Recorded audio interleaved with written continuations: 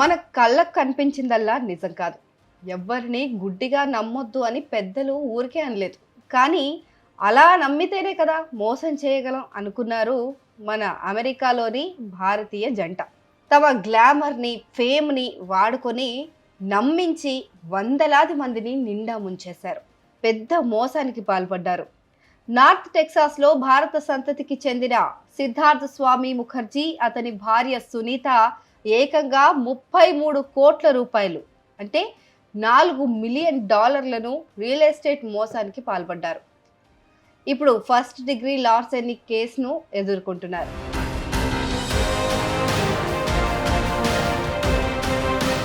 టెక్సాస్లోని ప్లానోలో ఈ ముఖర్జీ దంపతులు భారతీయ అమెరికన్ కమ్యూనిటీలో బాగా ఫేమస్.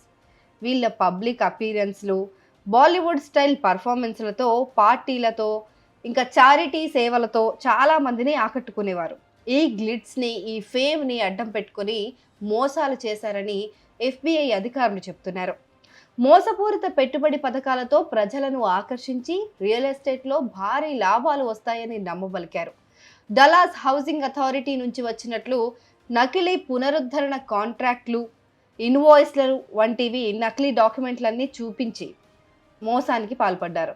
అచ్చం ఒరిజినల్ డాక్యుమెంట్స్ లాగే అనిపించేలా వీటిని తయారు చేయించారు. కానీ ఇవన్నీ పూర్తిగా కల్పిత లావాదేవీలు.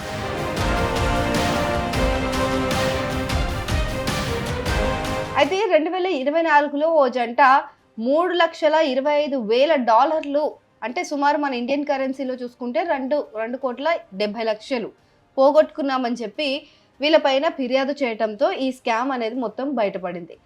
ఈ US police department detective Bryan Bennan విచారణ మొదలుపెట్టగా తర్వాత FBI కూడా ఇందులో రంగంలోకి దిగింది. ప్రస్తుతం కేవలం 20 మంది బాధితులే అధికారికంగా ఫిర్యాదు చేశారు. కానీ దర్యాప్తుదారులు మాత్రం 100 మందికి పైగా మోసపోయి ఉంటారని అనుమానిస్తున్నారు. ఈ ముఖర్జీ దంపతులు ప్రస్తుతం America immigration and customs enforcement ICE డిటెన్షన్లో ఉన్నారు. సో వీళ్ళు వృద్ధులకు బెదిరింపు ఈమెయిల్స్ కూడా పంపిస్తూ ఉంటారట. డబ్బులు కట్టకపోతే అరెస్ట్ చేస్తామని భయపెట్టారట. ఇంత పెద్ద ఎత్తున మోసం చేయడం, అందులోనూ మన వాళ్ళే అయి ఉండటం నిజంగా ఆశ్చర్యకరంగా ఉంది. ప్రజలు ఇలాంటి పెట్టుబడుల విషయంలో చాలా జాగ్రత్తగా ఉండాలని ఈ ఘటన మరోసారి గుర్తు చేస్తోంది.